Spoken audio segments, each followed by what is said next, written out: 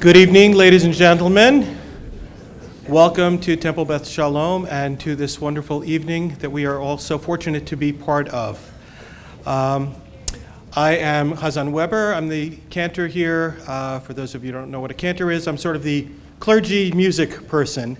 So I wanted to start this with a song. This song is a song of peace. It's called Od Yavo Shalom Aleinu Salam.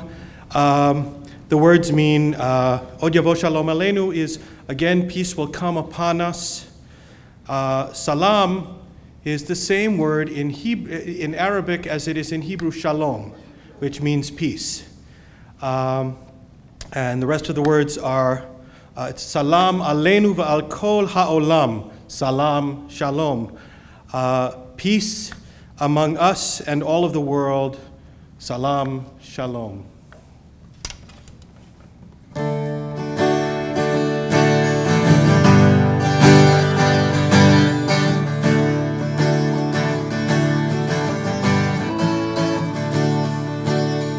Od Yavo Shalom Aleinu, Od Yavo Shalom Aleinu, Od Yavo Shalom Aleinu, ve'al kulam. Od Yavo Shalom Aleinu, Od Yavo Shalom Aleinu, Od Yavo Shalom Aleinu, ve'al kulam. Salam Aleinu ve'al kol ha'olam, salam, salam, salam Aleinu ve'al kol ha'olam, salam, salam. Od Yavo Shalom Aleinu, Od Yavo Shalom Aleinu, Od Yavo Shalom Aleinu, ve'al kulam. Od Yavo Shalom Aleinu, Od Yavo Shalom Aleinu, Od Yavo Shalom Aleinu, ve'al kulam. Salam Aleinu ve'al kol ha'olam, salam, salam, salam Aleinu ve'al kol ha'olam, salam, salam. Od Yavo Shalom Aleinu, Od Yavo Shalom Aleinu, Od Yavo Shalom Aleinu, ve'al kulam. Od Yavo Shalom Aleinu, Od Yavo Shalom Aleinu, Od Yavo Shalom Aleinu, ve'al kulam. Salam. Thank you, Chazan Weber. We actually feature Chazan Weber every Friday evening at 7 p.m. And then he's kind enough to join us at 9 a.m. on Saturday morning. So you're all welcome to come anytime you'd like. On behalf of Temple Beth Shalom, it's both its professional and lay leadership, may I welcome you all. My name is Rabbi Joel Mishkin, and I would like to welcome all of our guests, our friends, our congregants, and seekers of peace. I have had the good fortune of serving this congregation now well into my 19th year. I know you thought I was like 12. I mention that because I personally had the privilege of being the rabbi of this congregation when Herman and Sally Boxer were still alive, among us, and faithful attendees of our synagogue. I mean, I actually remember where they used to sit.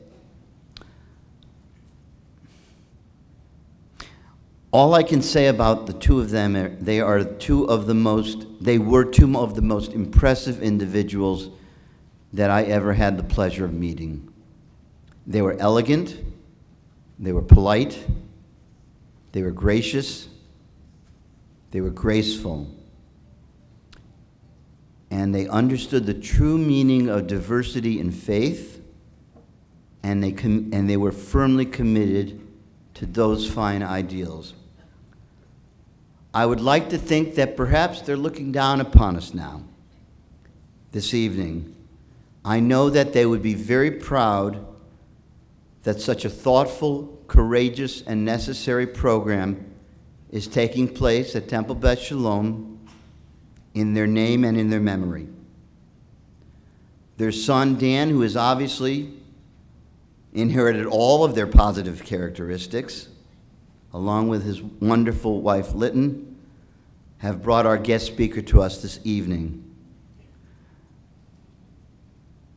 Dr. Abulash will,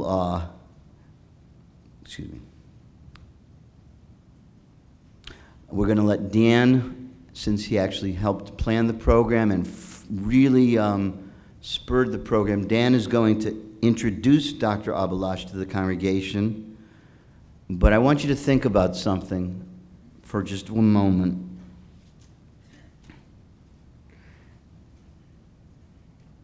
There are people like Dr. Abulash that still provide those of us who pray for peace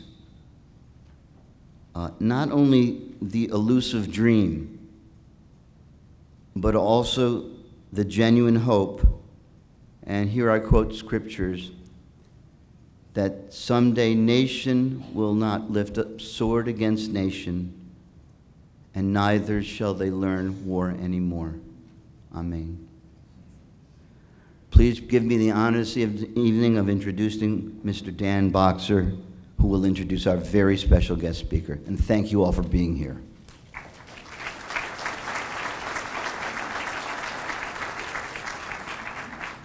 Good evening, everybody. And on behalf of the Herman and Sally Boxer Diversity Initiative. You're clearly not a pulpit rabbi. Get right up there. Can you hear me now? Yeah. Should I repeat myself? No. Okay. My name is Dan Boxer, and I welcome everybody on behalf of the Herman and Sally Boxer Diversity Initiative. Like all events, this occasion could not have happened without a lot of help from the community. And I mean the community, and I mean most of the people I'm looking at here in this room. We've had so much support. I should say I'm speechless, but I'm not that way.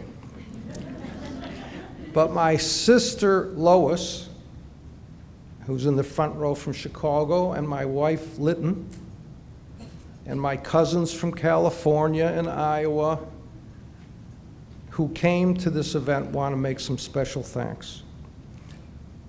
First, I want to thank Shell Gensler.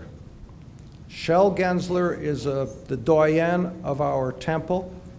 I wouldn't say one of the youngest members, but a long-standing member.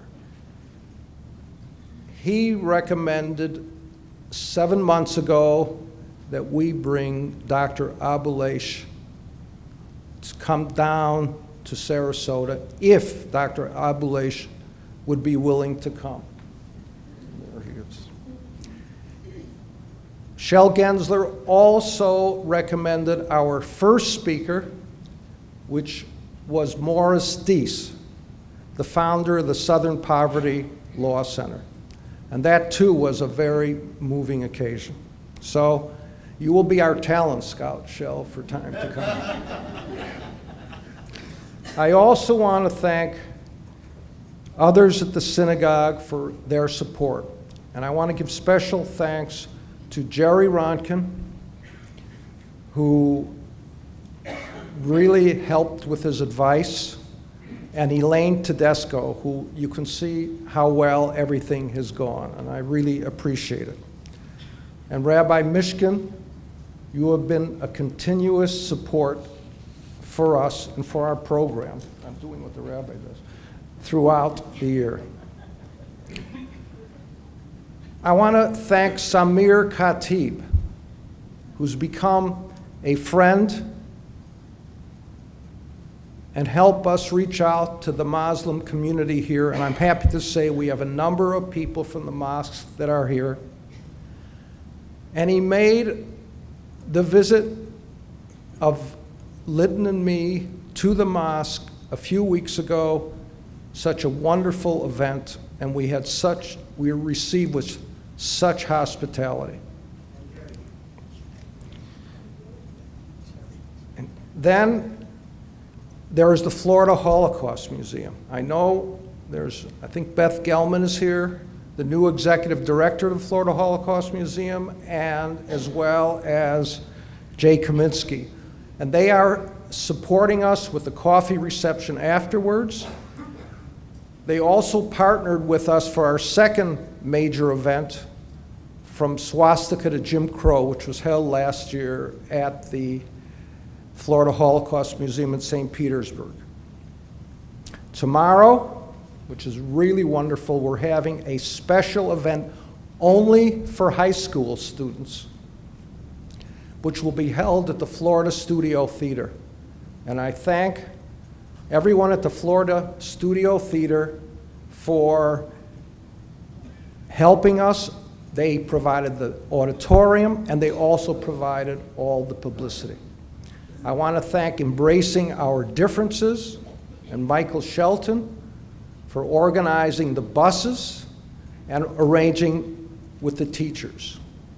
And I'm very happy that tonight, due to the full capacity at the high school, we have a number of students that I can see there from Riverview High School, and I wish you could raise your hands, folks. They are here, came specially, and give them a round of applause.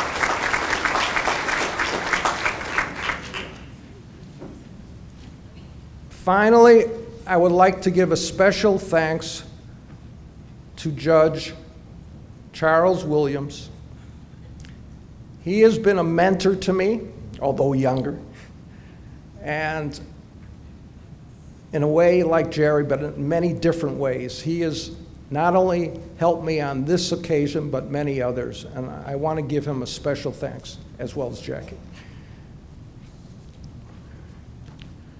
In an article in the New York Times Magazine in January, Shimon Peres, the president of the State of Israel, stated in an interview talking about the situation in Israel and in Palestine. And I'm going to quote him here. I quote, "People usually tend to believe grim words rather than positive ones. When you say, as I do, that you are a confirmed optimist, you are seen as unbalanced. But if you look at history, you will see that it is an ongoing failure for pessimism, not for optimism.